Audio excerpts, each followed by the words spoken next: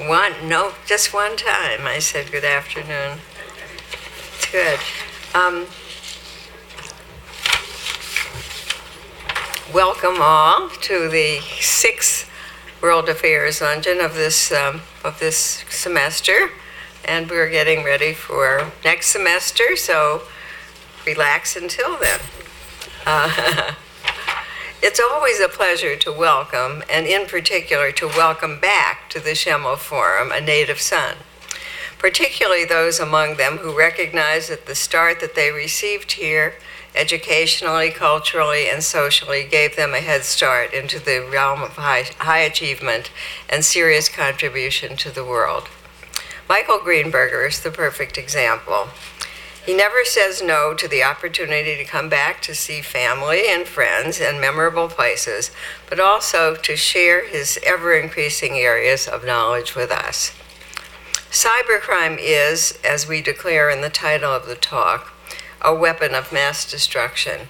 We think, or at least we used to think, that weapons were guns and bombs, and they have regrettably been much in the news in recent times. But there is that other newer weapon, cybercrime, and we barely know what it is, and neither can we imagine its power.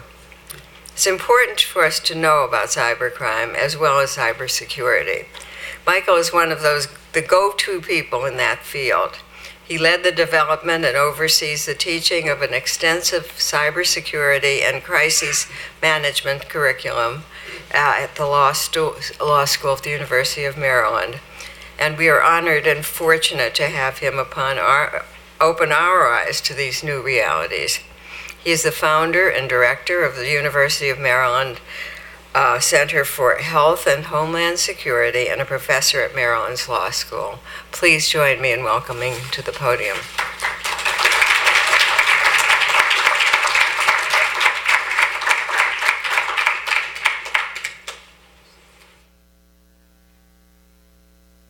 Sandra, thank you so much. And before I speak substance, I just want to dwell upon something Sandra said. I was born and raised in Scranton. My home was 705 Madison Avenue, which is walking distance from here. It is no longer. When it was a beautiful, beautiful home. And when my father, who lived there from 1910 to 1995, when he passed away, I couldn't find a buyer for it. We sold it to the Mercy Hospital, and sooner than I wanted, they made it into a parking lot. And I attended James Madison Elementary School, which before my time was on Madison Avenue. It moved up to Quincy in 1927, and it wasn't a one-room schoolhouse. It was a building schoolhouse, because you went there for kindergarten and you walked out in 8th grade, and the education was top flight. From there I went to Scranton Central, graduated in the class of 63. Again, a first-rate institution. My maternal grandfather was in the class of 1900 at Scranton Central. My mother was in the class of 1936, and I was in the class of 63. And the book buying services were so up to date that when I would get a book, I would open it and sometimes find my grandfather's signature in it. But education didn't move as quickly in those days, so I was not handicapped by that, but I was tremendously benefited by my education there, and I'm delighted.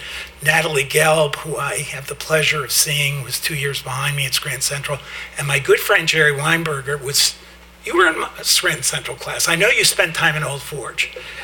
Jerry was one of the most popular people in my class, and I don't know if you saw, this is the most recent newsletter of my center, which is available, and Jerry said, that's a great bar mitzvah picture of you.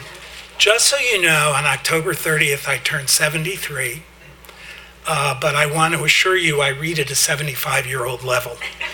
So you're not going to be handicapped in this talk today. Finally, I spent a lot of time involved with the University of Scranton as I was growing up, including, I went to Lafayette College, which next to growing up in Scranton, going to Lafayette, I attribute to whatever success I've had. They were great building blocks for my, I think that may be the president calling. He's very interested in cybersecurity.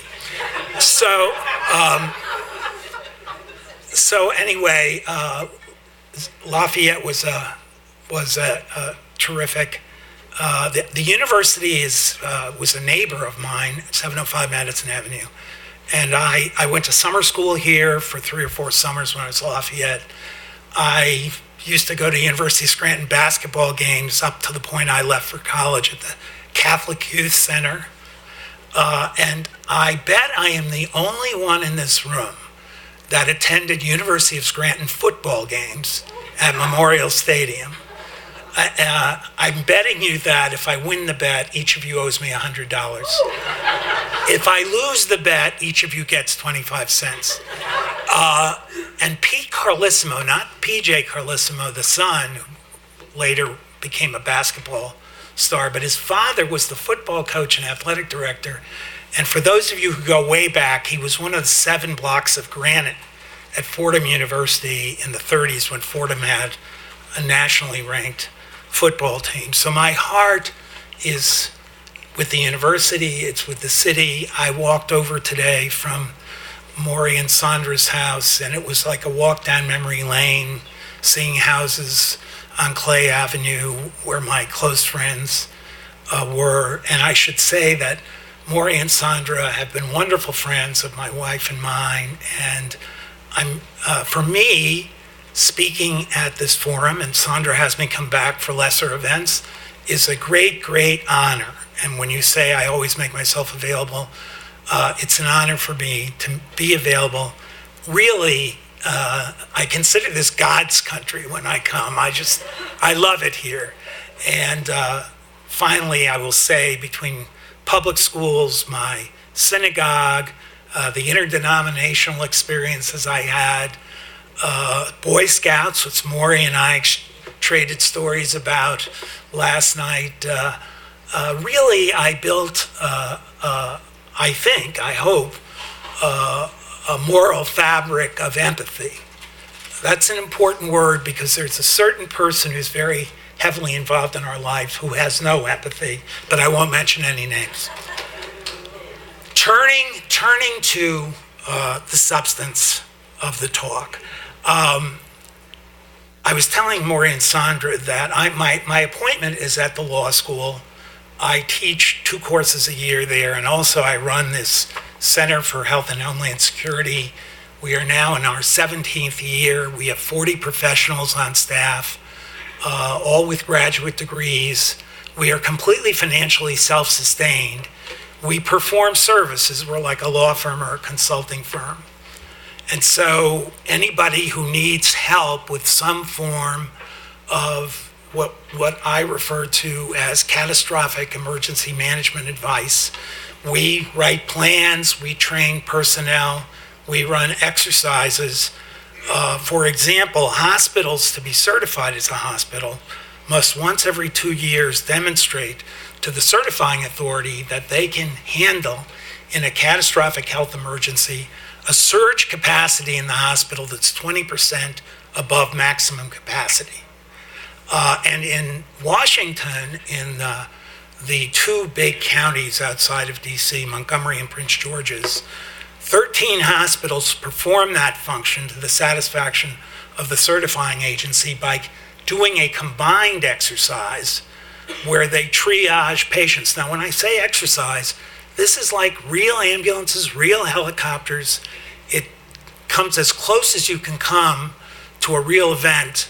Patients are what are called moulaged, which means they are made up to look as if they have been through a devastating event. And the hospitals triage patients. Some go to one hospital, some go to others. Helicopters are flying all over the place, ambulances. And we do that once every 2 years, and those 13 hospitals that way get the credit they need to be certified. We started out after 9/11 to be, was at the Justice Department for the last 2 years of the Clinton administration. And one day I was sitting at my desk, and there were so many titles in the Justice Department. I had one. It was irrelevant. Because Janet Reno, who was then the Attorney General, she didn't care what your title was. If she wanted you to do something, she didn't call you. She came to your office. And one day I looked up, and there, she was 6 feet 2 inches tall, and I looked up, and she's on the other side of my desk. And she said to me, Michael, we have an obligation to run a counterterrorism exercise, which this is 1999. Congress has assigned us to respond to 3 simultaneous mock terror attacks, a chemical attack in Portsmouth, New Hampshire, a biological pathogen attack in Denver, Colorado, and a radiological attack in Prince George's County. It was a Republican Congress, and part of it was they wanted to prove that Clinton couldn't carry this off. It was a test of the cabinet agencies and their ability to respond. Well, by the time she came to me, she said, I'm not supposed to know about this. Why wasn't she? Because it was what's called a no-notice attack. The people who were responding weren't supposed to know what was going to happen. So it was a real test of their abilities, but somebody called her up from the consulting agency that was running it, was SAIC, and said to her, Janet, if you don't get on board on this and get this organized, you are not only going to be shown not to be able to respond to a terrorist attack, but you won't know how to plan a terrorist attack. And that turned out to be my responsibility. I knew nothing about it. That started in February. In May, the event took place. For whatever success you can attribute to a successful terrorist attack, I got it. It came off really well. Even the Republicans in Congress were very impressed, and that led me into dealing with counterterrorism. I left the Clinton administration when George W. Bush became president. I had practiced law for 25 years in Washington. I was a litigator. I litigated cases all over the country, argued in all the federal courts of appeals and the Supreme Court, but I'd had enough, and through a fortuitous events, I landed a 1-year visitorship at the University of Maryland Law School. I started July 1st, 2001, teaching first-year law courses, and then 9/11 happened. And after 9/11, anybody in academia who knew something about terrorism was a valuable customer. So I'm now in my 18th year at the University of Maryland School of Law. After the terrorist attacks, the president of the university said, I want something in my office to demonstrate. Now that campus it's very confusing in Maryland. There are 12 University of Maryland system campuses. There's one called the University of Maryland Baltimore, is where the medical school is, law school, nursing, pharmacy, and that's where we are. And it was the president of that campus said, I want something in my office that reflects our commitment. And I was given the assignment, and we started May 15, 2002, the end of my first year, with me and a computer. I always say the best employee staff was that year because I was the only employee. We now have 40 professionals on staff. We're working on 90 contracts around the world. We advise cities, counties, states, private institutions, educational institutions. We have a cooperative agreement with the State Department, and we regularly brief foreign countries on how to respond to emergency situations, whether it be counterterrorism, emerging infectious diseases, Zika, Ebola. We are expert in responding to superstorms, Superstorm Sandy, all these massive hurricanes. We have expertise in how to organize, to respond, and to recover from those. About 6 or 7 years ago, not knowing anything in detail about it, I saw that cybersecurity was going to be very, very important. And I had a very bright young guy on my staff, and his name was Marcus Rauschenegger. And I said, Marcus, you don't know this, but you're about to become the world's leading expert in cybersecurity. I told him that after I explained to him what cybersecurity was. And Marcus Rauschenegger is now the world's leading expert 6 or 7 years later on cybersecurity. He's our cyber director. As Sandra said, we not only advise on cybersecurity and we participate in a half dozen commissions on cybersecurity, but we created a massive cybersecurity academic program. The one part of that program that might be relevant to people in this audience is that we offer a Master's of Science in Law in Cyber Law, which is an online 15-month course. The only credential is that you have an undergraduate degree. You can take the course in your bedroom. There's no GRE to be admitted. And at the end of 15 months, you will be afforded by the law school what we call an MSL in cyber. And as I have said,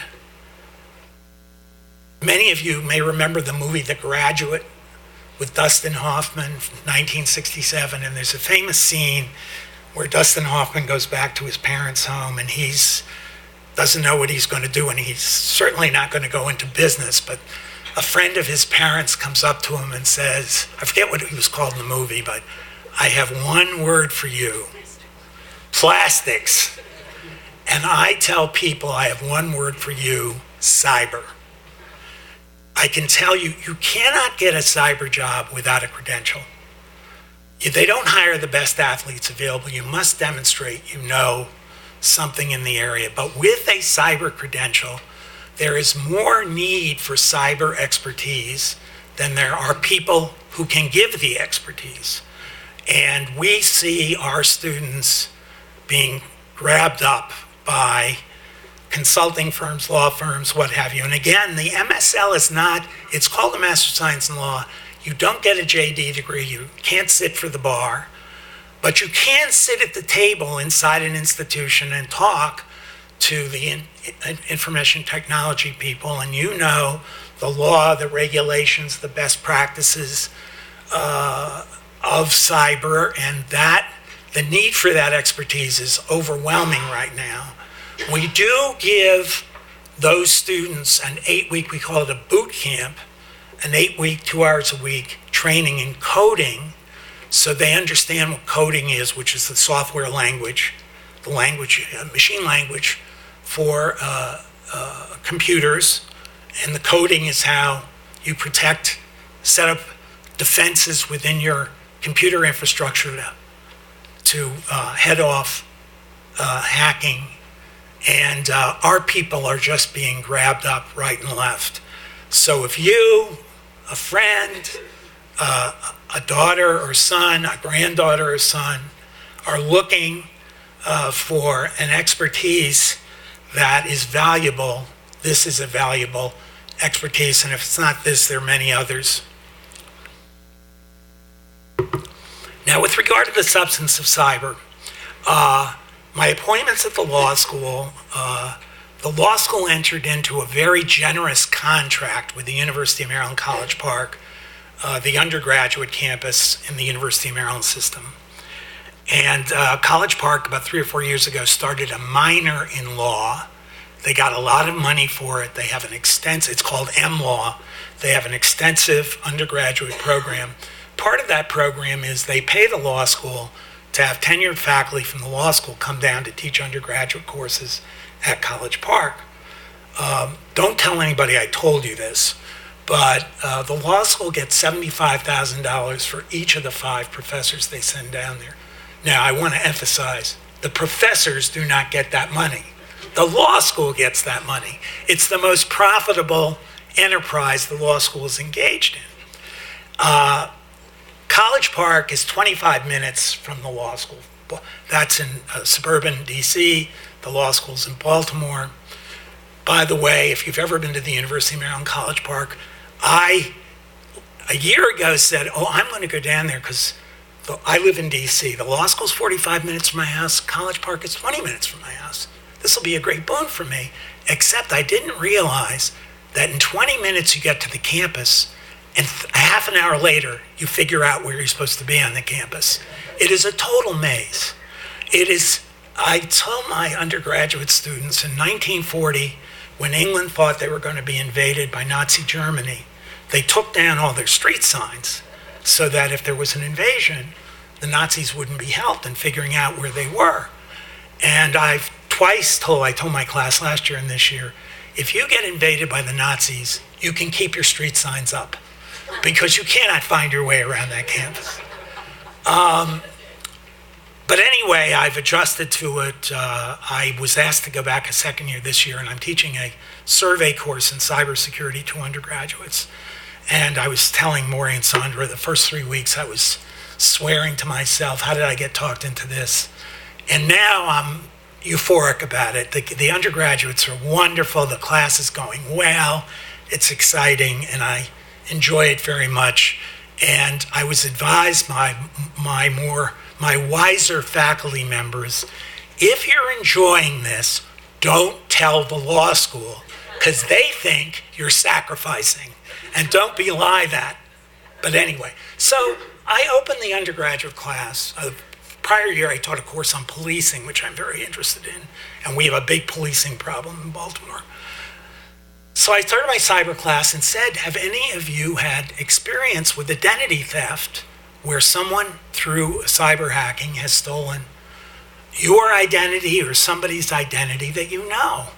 And a couple of students raised their hand and gave examples. And one student raised his hand and he said, my father is a dentist, and he discovered that someone had stolen his identity and started a fracking firm in North Dakota using his bank account, his name. On the records, he is the CEO of the fracking company. Now, they found out about it, and he was able to reverse it. But the point is that the stealing of identities is just a massive problem. It's a massive problem. It used to be every time I was part of a group whose identity was stolen, I would, go crazy. But now, Facebook just lost 500,000 identities. When I say you lose your identity, you lose your social security number, your passport number, your credit card information, your passcodes, your health information. You're just open. And it turned out Facebook lost 500,000. And then when they thought, you can use Facebook to register for apps. It's a vehicle, a pathway. So they didn't think it's not only the Facebook, but if you've opened apps on Facebook, you've lost your identity there. And there's a headline, I think I saw it in the Scranton paper this morning. Facebook never realized that they had to worry about those app holders protecting identities. So that's another 500,000 identities were stolen. Another couple 100,000 app identities were stolen. And if you have been part of that which is stolen, there usually by state there's a statute that requires the company that held the data to inform you about it and tell you what to do. And if that happens to you, you would be well advised to follow the instructions. That obligation on the part of those people who hold data and lose it to tell the customers is governed by state by statute. In 2013, I was part of a commission in Maryland, and we discovered that in Maryland, if your identity was stolen because you were, let's say, a customer of a retailer, the retailer only had an obligation to inform you if your name and social security number were stolen. If your passport number was stolen, if your credit card number was stolen, if your health information was stolen, you were not under obligation, the retailer was not under obligation to tell you about it. And we launched an effort starting in 2013 to expand that statute. By the way, when we started, the state of Maryland, if they lost your identity, had no obligation. And recently, we started in 2013, Georgia, and Texas or some other state, the internal revenue departments of the states had lost hundreds of thousands of names in identity and had no obligation to inform you. When we tried to fix this the first year, the retailers came in and said, you're making a problem up that isn't a problem. We don't lose identities. And we were sitting in the office of a state senator, Kathy Pugh, who's now the mayor of Baltimore, negotiating a settlement between us and the lobbyists for the retailers. And her phone rang, and it was for me, and she got me, and I was told, while you were sitting there, the relevant House subcommittee voted 19-4 against your statutory amendment. Now, I will say quickly, the person who was in charge of data information for the state of Maryland conceded an obligation to report for various losses of identities, but we're still fighting that battle. We've expanded the kinds of loss that would trigger information, but we haven't gotten 100% of the way. In the meantime, California just passed a law that covers everything, bioinformatics, an unending list. If that information is stolen, you are entitled to be told about it. In Maryland, the retailer has to tell you in 30 days. In California, you are to be told in 10 days. Now that's pretty good, and the state senator who we've been working with on this is going to introduce the California law into the Maryland General Assembly in January. God knows what'll happen. But something else happened that is very protective of all of us. And that is the European Union put into place in May. The acronym is GDRP, General Data Recovery Protection. And I was telling people last night, we had a little meeting, that if you go talk to Washington lawyers, busy Washington lawyers, what are you doing? Oh, we're trying to discover what the European Union has done and advise our US-based clients on complying with that regulation. Why? Because if you want to do business in one of the 27 countries in the European Union, you cannot do business unless you certify that you are fully compliant with the European Union regulation. The European Union has a massive list of data. If it's stolen, you're entitled to be told. In Maryland, you have to be told in 30 days. In California, you have to be told in 10 days. Under the European Union, you have to be told in 3 days. 3 days. And also, on top of your ability to get notification, there is something called the right to be forgotten in the European Union. What does that mean? That means you can insist that your information be removed from any data collection in which it is found. Now, you could purposely, by signing up for Facebook, be handing over your information. Facebook gets it. But Facebook, Google, Apple, they're gobbling up information. You may have seen recently that Google just announced Northern Virginia and New York City are going to be the two... Amazon, thank you, are going to be the two headquarters. And there's an article that said this was very beneficial to Google because I don't know how many cities applied, many. But they got all this data from those cities that they put in their data collection system. So in the European Union, you can ask that your data be removed, the right to be forgotten. When Facebook lost all these identities, to get into the European Union, if you're a US corporation, you must have a sponsor country within the European Union. And Ireland is Facebook's sponsor. So Ireland had to go to Facebook. Facebook is on the carpet. Their loss of that data may have been in defiance of the EU's regulations. By the way, if you are out of compliance in the United States, you get a slap on the wrist. Usually, you're told, Don't ever do that again. In the European Union, the penalty can be 4% of worldwide revenues for defying the GDRP, the European Union's regulation. It is serious business, and it is protecting us. And I would just say quickly, we could never in the United States get that kind of thing through because the political contributions of the big tech companies would not allow it to happen. And what I faced in Maryland with all the retailers fighting us left and right, those retailers make political contributions, and it's very hard to get the state General Assembly members to overlook that and to act in the public interest. But we are making progress. And as I said, the state senator who's our hero on this is introducing the California legislation. We would never get the European legislation through, but progress is being made.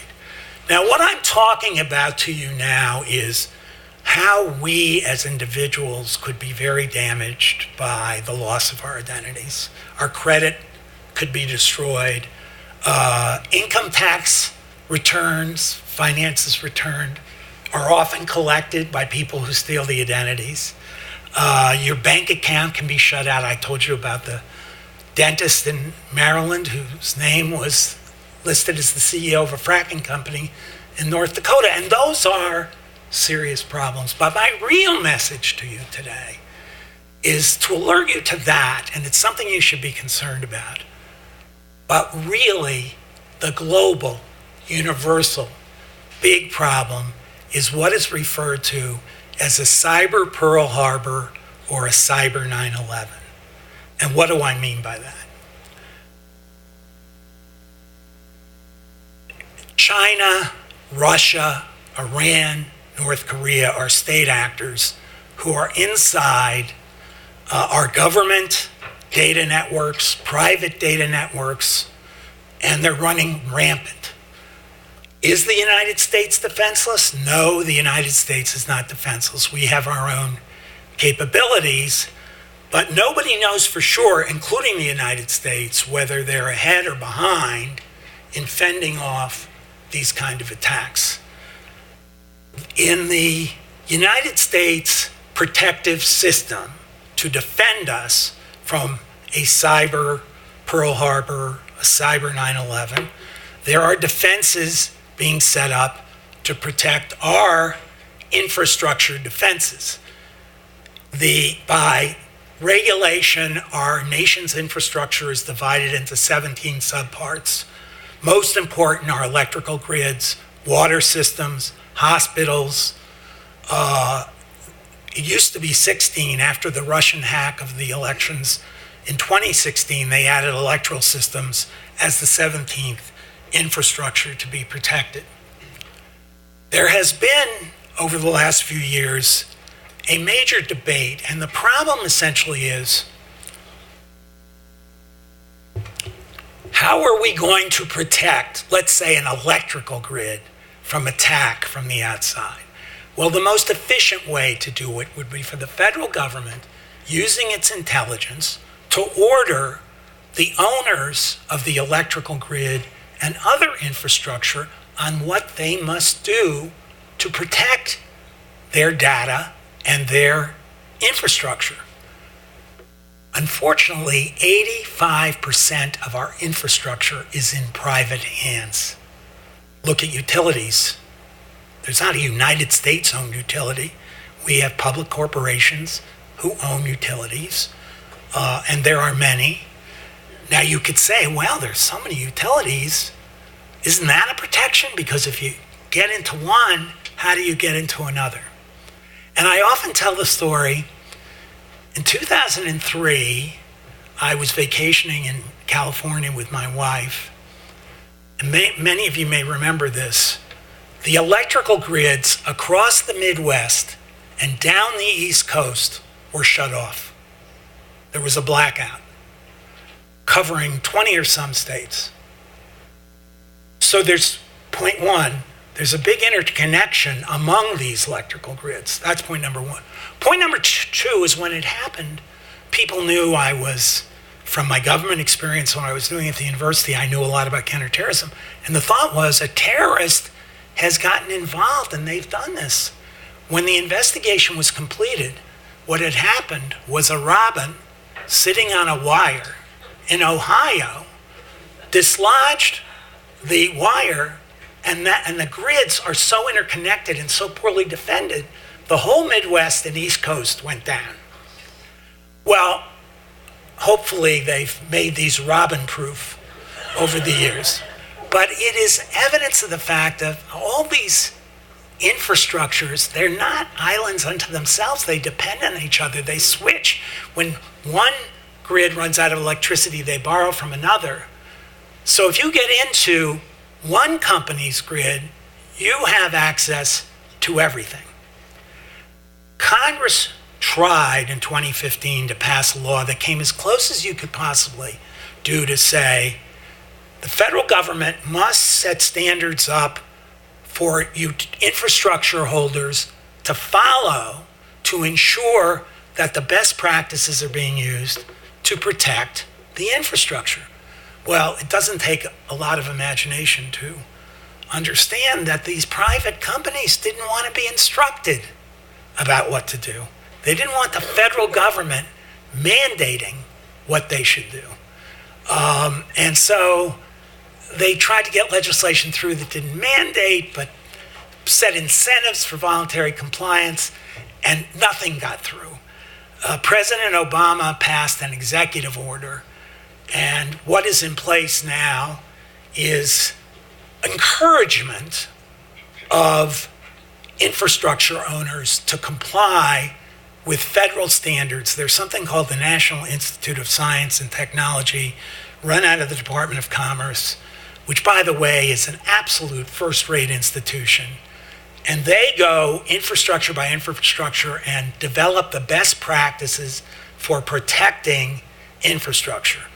And a lot of corporations comply with that. For one thing, what you see is if one corporation puts out a contract for another corporation or other corporations to comply to, one of the conditions is, are you in compliance with the National Institute of Science and Technology's standards? Law firms, by the way, their clients say to them, you have an obligation when we retain you and give you all our data to protect that data. So there is an informal methodology for making people comply, but it's not perfect, it's imperfect. And where it is really imperfect is, I'm not even talking about mom and pop companies, but mid-sized companies who own utilities or water systems. The Fortune 500 companies have the resources to organize themselves, if they're willing, to adopt practices that will defend the infrastructure. But once you get down to smaller companies, they don't have the wherewithal to do that. And that is a vulnerability, because in this era, what the hackers and the principal hackers, they're non-government actors, but the principal, and if you pick up the paper, you see this every day, Russia, North Korea, China, and Iran are pulverizing the United States with attacks. This is a map, which is an interactive map, but we couldn't get it up to run interactively. These show from all over the world the attacks being launched on the United States. And if you saw this actively, it's like every second there are 100 arrows coming into the United States. This is day by day, minute by minute, we are under attack. Now, we are not defenseless. The big companies are pretty good at it. The United States is pretty good at it. But recently, one of the intelligence officers of the United States said, China and Russia are at a par with our abilities to defend and attack. The United States had always been ahead of everybody else. They're now at a par. Over the summer, Dan Coates, who's the head of the Director of National Intelligence, said the lights are burning bright red. They are flashing red. We are under attack. Now, he wouldn't say what the attack is, but it's not every day, it's not every hour, it's every minute. There are attacks that need to be fended off. And I will just say this for Donald Trump. While he's not approved of the finding that Russia was involved in our elections, he is committed to defending us against attacks. And he has altered the Obama doctrine to make it easier for the military command for cyber attacks is the Cyber Command, and he has liberated the Cyber Command to do things that are aggressive in the attacks. Now that I think I approve of, but you have to be careful because we get attacked. We attack somebody else. Before you know what happens, that turns into a hot war. It just can't be limited to the cyber responses. The cyber responses in and of themselves are pretty bad.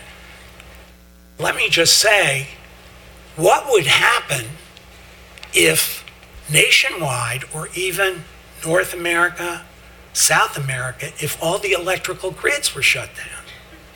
They wouldn't be shut down for a day. They wouldn't be shut down for a couple days. They would be shut down for weeks. And think about living in an environment where you have no electricity for days, maybe weeks on end.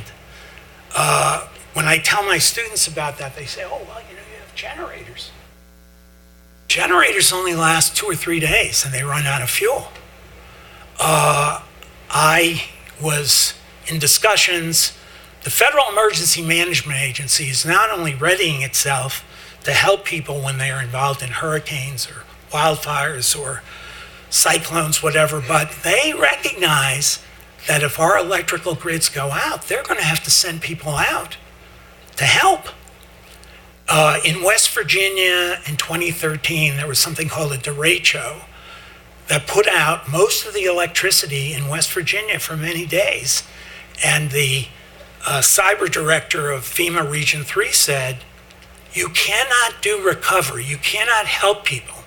You can't get people to hospitals. You can't get people food in the dark. It just doesn't happen. Think about a hospital that has no ability to use electricity. It's not a hospital anymore. And when I talk about a cyber 9/11, a cyber Pearl Harbor, that is what we're talking about, is the complete shutdown of electricity, water.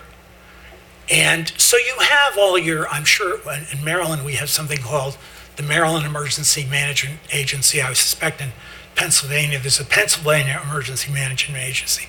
Every state has one. It's the state version of FEMA, the Federal Emergency Management Agency. There's not enough personnel to send everywhere to rescue people. Yesterday I was listening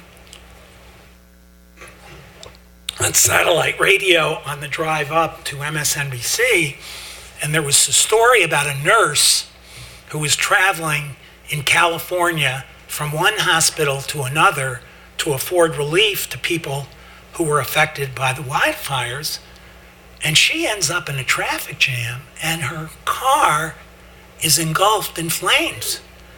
The metal is melting. She calls, using a cell phone, she calls her husband, Dick. And she said, Dick, I'm calling to say goodbye. And he said, what do you mean? She said, I'm in a car. It's melting. I'm engulfed in flames. And he said, open the car door and run. And she did. And she got out. She gets into another car. That car is engulfed in flames. So the two women, it's another nurse, they get out of that car. They run to a nearby fire engine. I don't know if you heard this story. It's an amazing story. They get in the fire engine. The fire engine is picking up people and everybody is squeezed, she said, like sardines, and the fire engine is melting. The fire chief calls in and says, we need air recovery. And this woman who's telling the story said, I never want to hear these words again. But the response was, we cannot get airplanes to you for recovery. So they're sitting, the fire truck is melting, and out of the clear blue, a bulldozer arrives. And they're stuck in a traffic jam with cars burning and they can't move. The bulldozer crashes through the cars, opens a lane, and the fire engine gets out. By the way, where does the fire engine go? To a hospital. What does this nurse do? She gets into the hospital and starts doing triage. But the point I have about that is she had to use a cell phone. They called their headquarters to get air emergency. They couldn't get it, but that was a cell phone. Somebody called the bulldozer to get the bulldozer there to knock out the trucks. The bulldozer had gasoline it got from a gasoline station. If you don't have electricity, none of that can be done. None of that can be done. So that's why this is such an important issue. So I don't want to leave you feeling, I do want you to understand this is important stuff, but you are citizens, you are voters. I'm sure you come into contact with your members of Congress. You should be asking, what are you doing about this? What is being done? This is not a front burner issue, or if it was a front burner issue, the members of Congress got so frustrated by their inability to say to utilities, you must do this, that they've given up on it. Now, what I say about this, and I hope I'm proven wrong, we learned from Pearl Harbor, we learned from 9/11, and even a more remote learning was Sputnik in 1957, which I think I was in 7th or 8th grade at the time. Sputnik was not anything that damaged people, but it was the first time that the Soviet Union showed that they were a match for the United States in defense apparatus. After Pearl Harbor, the mantra was America first. You may have heard that saying, America first. In those days, it was America first, stay out of the European War, stay out of the Japanese War. Pearl Harbor sent us both to the Pacific and to the Atlantic, and we had wonderful industries at that time that were able to mobilize after Pearl Harbor and did wonders. After 9/11, some of the responses were controversial, but we did improve our defenses against terrorism. On Sputnik, I remember, and for those of you who weren't around then, all over the educational apparatus, they were sending high schoolers to Cornell and Ivy League universities to get science training to bring the United States science infrastructure up to snuff. And it was all over. Sputnik. Now, the reason I say that is, usually our response, effective response, requires a disaster. What worries me is, there's no doubt in my mind that after the kind of apocalyptic damage that I'm talking about, when that happens, there will not be debates over whether Congress can demand that utilities adopt best practices. We had a judge from the Third Circuit with us last night, and I said, you agree that the interstate commerce power could afford Congress the ability to pass legislation telling utilities, this is what you've got to do? And he said, yes. Maybe he was being polite, I don't know. But I believe that's to be the case. But do we have to wait for the cyber Pearl Harbor, the cyber 9/11 for that to happen? If it happens, we will go into motion, and the defenses that need to be established, as mandated, not begged by Congress, will be put into place. But we have to be the foot soldiers in that battle. And whenever you go to a public event, and there's a member of Congress or a member of the state legislature or an executive branch official, federal or state, you must raise this issue. You must say, what are we doing about this? The first action in a journey of 1,000 miles is the initial step, the old Chinese saying. And if we have to take that initial step, or this is going to be a really dreadful situation. Thank you.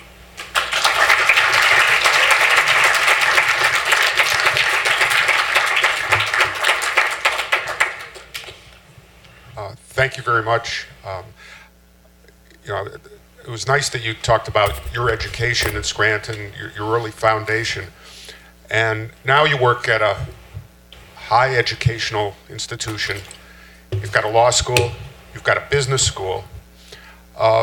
Do either of these places, or are there any places that you know of across the country that have, I would like to say mandated courses, but at least encourage courses that, if not a full course, at least seminars that talk about some of the problems and, dare I say, the ethical dilemmas that you described with big business not wanting to do things that are in the public good and, in fact, opposing those things. What does Maryland do? Well, it's a nice thing that you asked me that question because I think I have a pretty good answer for you. Number one, in March of 2016, my center is a service provider to people who are worried about these issues. The way we financially survive is people say, we need a plan, we need to train our personnel, we need to exercise our personnel to respond to these kind of catastrophic events.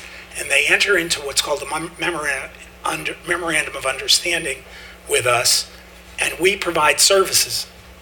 I'll be quick to tell you, we are very inexpensive. We compete against the top consulting firms in the country. Because we're a university and our overhead is so low, we're about 1/4 the cost of, say, a Booz Allen Hamilton or somebody else. And I like to think we're 4 times as good as they are. And so we don't market. We have people coming to us to get these services. I quickly saw 5 or 6 years ago, the way we had done, a lot of our people were graduates of our law school. Not everybody, but maybe 75%. So they came to us with JDs, general JDs, and our clients started saying, hey, I don't want a general JD. I want an expert. I need to see a credential. And a JD is not enough of a credential. So in March of 2016, we went to the law school faculty and got approved a certificate. It's called a Certificate in Cyber and Emergency Management Law. Eligible for JD students. And if you want, it's not mandated, but it's voluntary. We are flooded with JD students who want to take the certificate. And they have to take a minimum of 4 courses, a survey course, Law and Policy of Cyber, survey course, Law and Policy of Cybercrimes, survey course, International Cyber Law, and also we do a course on foreign intelligence surveillance. We are overwhelmed by people who want to take those courses. Effect, not only we as a center, I hire those people, and now I'm not going to our clients and saying, here's a general JD. Here's a JD with a certificate in cyber law. Fine. But these guys and gals are getting jobs hand over fist. There was one of our first certificate holders went to a convention in San Diego for law students. And he came back, he brought the cards back with 25 cards from law firms saying, when you graduate, get in touch with us. That's number one. Number two, we have created, I think I mentioned this in the beginning, a online master's degree in cyber law. We started as a residential course where people had to come to a set location, but the interest was so broad and the geography was so broad that now we offer the course. You can take the course anywhere in the world. 15 months, if you go straight through, you have a Master's of Science in cyber law granted by the University of Maryland School of Law. And those people are getting jobs hand over fist.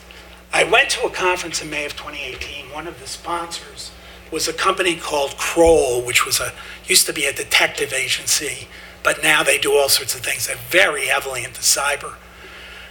We took 22 of our MSL students to the conference. One of our deans ran into one of the people from Kroll, and he said, anybody who graduates with that degree, send them to us, we'll hire them. And on top of that, we offer a Master's of Law in cyber law as well. So we've got non-law degrees, law degrees, graduate law degrees. We just entered into a dual program with the University of Maryland, Baltimore County, which is one of the 12 campuses in the University of Maryland system. It's a wonderful, it used to be a commuter school. It's now a world-class school. It's right near BWI Airport. They have the top computer science engineering programs. You now can get your undergraduate degree, a master's degree in computer science, and a JD degree with an expertise in cyber law in 6 years through a dual degree program. We're doing this. And this stuff is growing. We can't do this stuff quickly enough. I serve on something called the Maryland Cyber Council, which is 50 representatives from government, academia, corporations. Maryland has the Cyber Command, the National Security Agency, Fort Detrick, all sorts of cyber locations. And through that, we're doing all sorts of educational programs, not just for students, but as I said, our fear is, what are the smaller companies doing? And we're offering training for mid-sized and small companies on how to handle the infrastructure. Now, can we do that nationwide? No. People need to duplicate what we're doing. But we have a very aggressive program in this area. And anybody who's sitting here who has an AB degree or a child with an AB degree or a grandchild, if you want to see them, as I said, the modern day plastics is cyber. The chances of them getting a job after 15 months, I think the tuition is $20,000 for that degree. You can get student loans for it. I highly recommend people get that degree.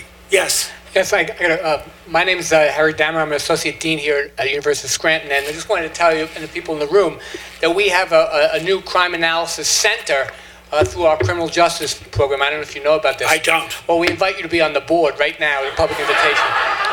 But our crime analysis center works with people, the students, to try to use crime analysis to help fight crime locally and contracts. But we also have coming in next year a cybercrime minor.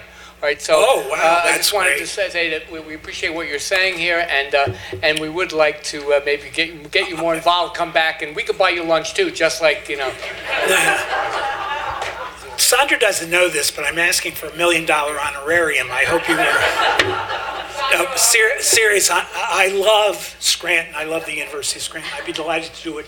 That reminds me of something I did not say, which you will read in the paper that the Justice Department is bringing all these indictments against people who've been involved in this wrongdoing.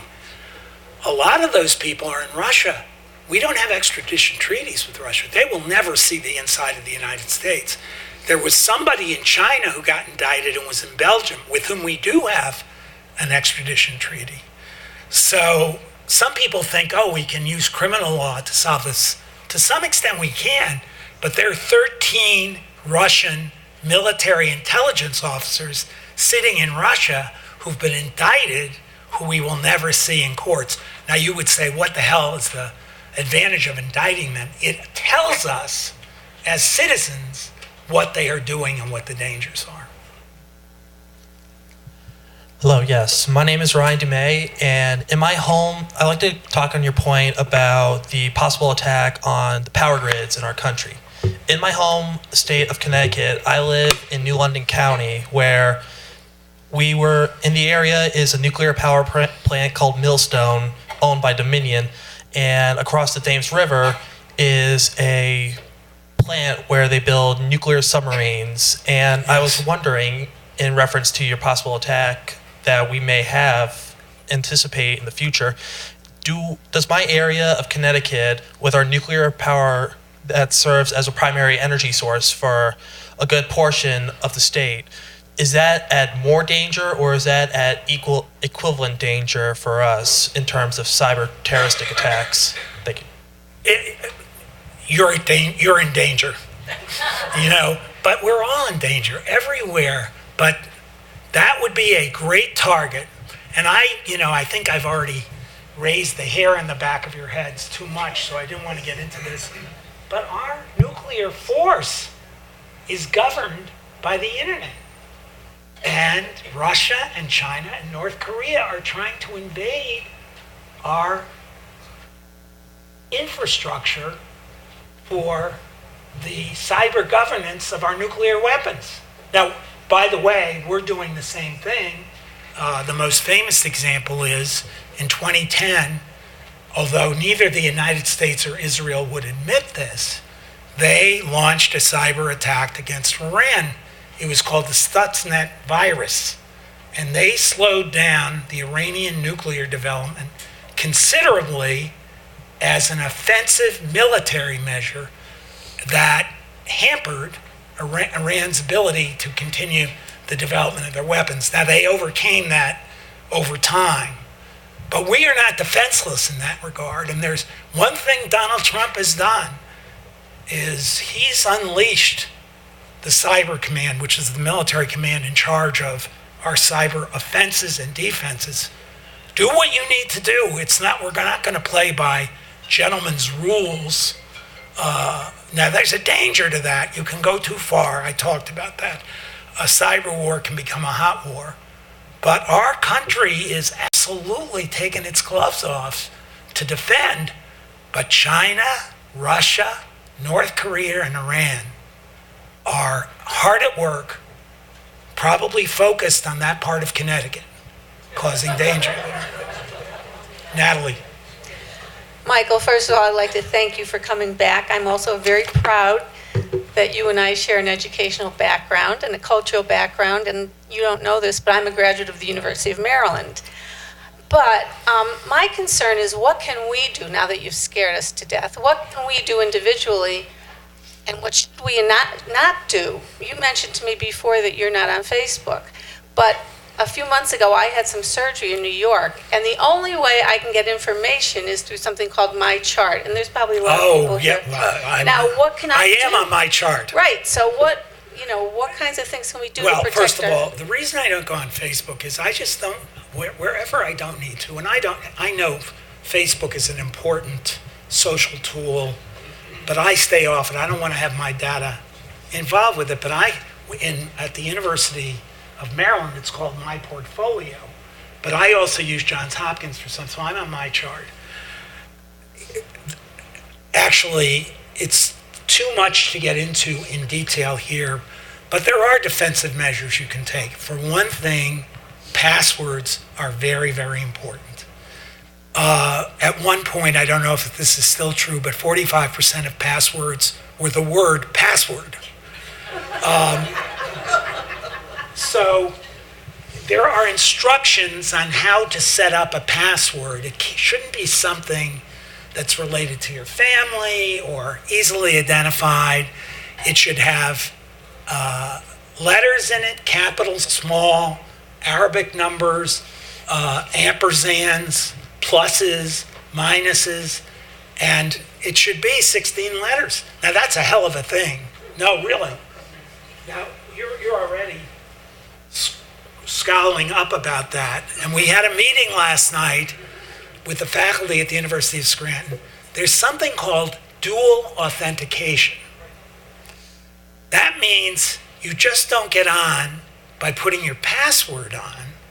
Then you have to receive immediately random selected letters and numbers that are forwarded to you, and then add that on top of your password.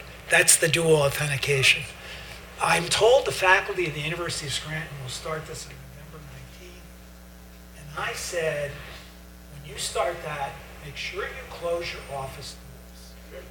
Because whenever you get on, you put your password in. I've told you 16 different things, and you say, thank God I'm on, and then you get something, dual authentication. And I yell at the top of my lungs, oh my God, don't do that. And then you have to go through this other process.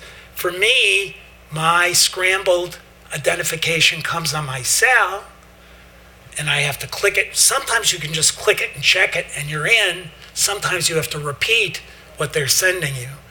But that is for what we call cyber hygiene, highly recommended. If you don't know about it, it's a pain in the neck. But if you want to protect yourself, look into that. The other thing is, and this is far too complicated for me to get into, Word and Microsoft, you can, if you're using Microsoft devices, you can access, and you go online and look at this, it's not easy, but it's important. You can have a log that tells you who's using your equipment to get into your private data. Why is that? Because you can see if somebody is on there that's not you. And that tells you. So it's passwords, dual authentication, logs, or tin cans and string. Yes? Right here. Sorry. Oh, yeah. You, Michael, talked a lot about inclusion of cyber education in law education. Do lawyers have any special need for that, as much as or less or more than, let's say, an engineer? Well, first of all, that's a good question, Sandra, and I'll tell you, there's two answers to that. One, I practiced law for 25 years in a law firm. Law firms are talking about incentives. The clients are saying, you've got to demonstrate to us that you are protecting our data. We're sending you our confidential documents. So yes, lawyers need to know that. If you're with the government, you need to know it for government documents. But the other point that's very important that you raised that I didn't have a chance to talk about, when we are teaching these degrees to lawyers or quasi-lawyers in the case of Master's of Science in Law, we believe that you can be a fully capable advisor in this area without knowing how to code, to use machine language to set up how a computer operates. Classically, the first line of defense for cyber intrusion is putting together effective code that blocks the cyber attacker. Without teaching code, and let me be the first to tell you, but it shouldn't go outside this room, I couldn't teach code if my life depended on it. We took the view that, coding, what we're teaching you is how to work with the people who know how to code.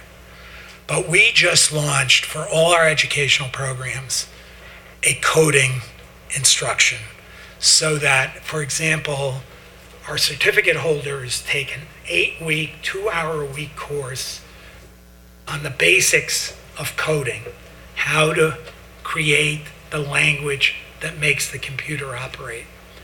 And we're moving more and more in that direction. And as I said, we started this dual degree with UMBC, and there you're going to get a computer science graduate degree, that's all about coding, with a JD degree with an expert in cyber law. So in time, lawyers will have to learn about coding, and hopefully I'll be retired at that point. Yes. Yes. Genocide.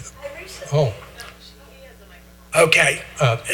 Genocide, war crimes, and crimes against humanity are part of international law when it comes to bombs, bullets, gas, conventional warfare. You mentioned about the U.S.-Israeli attack on Iran in 2010. I was just wondering, is there anything now or in prospect that could be the equivalent of international law against such things as we've been discussing? Funny you should ask. The United States, within the last few days, just refused to sign an international treaty that is the equivalent of war crime statutes that we have in place for real war. Now, given the president's hostility toward international occurrences, you may say, that's no surprise to me. I'm not completely in opposition to that. I think we and Australia and one other, there were 51 countries. It was like the Geneva Convention for cyber war. 51 countries signed it. It was led by France. France was the one who brought forward the proposal. And the reason I say I can't completely, at this stage, express outrage about that is because Trump is saying, and I think on this, he may be right, we are not at the stage where we can tie our hands in being able to have a vigorous response if we are attacked by cyber. Now, you may agree or disagree with that, and we can chat, but your point is well taken. 51 countries have signed the equivalent of the Geneva Conventions for cyber war. We have not. Yes. After listening to all of this, you think of bottom up, top down. I watched a congressional hearing where Mark Zuckerberg was talking, and I was appalled because none of those people who were asking him questions knew anything about Facebook, about anything. They were so bad. I mean, I'm not a young person, I don't know everything about computers. But this was appalling. You're there in Maryland, you're near Washington. It's not even what we can do for ourselves. We do need to do that, but do we just vote for younger people who know something about computers? I mean, I don't know what to do. And you're just going, oh my God, look at these people. They don't have a clue. How do we give them a clue? Well, first of all, you are 100% correct. The knowledge among our congressional representatives is bad. I don't know what the Pennsylvania legislature is like. I can tell you the Maryland General Assembly, when we go up to testify, it's appalling. Appalling. And so in Maryland, we're trying to offer classes for the legislature to bring them up to speed. But, we were testifying. I actually didn't do the testimony. My cyber director did, trying to create a private right of action. If you are adversely hurt by cyber hacking, you can go into court and sue the cyber hacker. That requires a state statute to do that. And my colleague, Marcus Rauschenberger, who's our cyber director, went up there, and they didn't have the vaguest idea what we were talking about. So this is not an isolated problem. It's a big problem. We just, as citizens, have to ask for more. When you go, I'm in the District of Columbia, we don't even have members of Congress or senators. But if you go to a general meeting you've got to raise these issues, and you could say, what good is it? But what is that Chinese saying, the first step in a 1,000-mile journey? You've got to do it. Light the candle, don't curse the darkness. And so if that's all I've conveyed to you today, that's important. You guys are in Pennsylvania, you vote for Congress, you vote for senators, you vote for state reps, you vote for state senators. You gotta, wherever you go, you gotta carry this message with you. Hi, my name's Diana Collins. I teach business law here at the University of Scranton. And my question is, you mentioned, having legislation where Congress can demand that these privately owned utility companies adopt best practices. And my question is, why don't our current federal and state public utility commissions already have this power? Do they not? They don't, because the public utility companies resist it. Now, in fairness, I gotta say, there is a voluntary, I talked about the voluntary system, getting, satisfying the NIST standards, what have you. And the big Fortune 500 companies, by and large, are on a voluntary basis doing it. But they don't want to be told to do it. You could imagine that, could you not? And the state public utility commissions do not have the clout to require that. I'm sorry. I've had problems with Googling companies' phone numbers. Sometimes when I get in trouble with, for instance, AT&T, and I Google a phone number, and I get a hacker's phone number. Yeah. And that's something that people have to be careful of. Can't we get Google to put the correct phone numbers? Yes, that's a very good point. The answer is yes, that's something we should work on. But you raise a point that's very interesting. Bad actors make blind phone calls to people, and the first question they ask is, "Are you well today?" And what is the answer to that? Yes. That's all they need, is your yes, which they then take and use against you. So there's a lot we need to do. Well, Michael, I won't say that you made us very happy, but I think we are happier knowing that we have access to people in government whom we can lobby. Is that what you're saying? Yes. Okay. Thank you so much. Come back. You will come back. Thank you so much. Before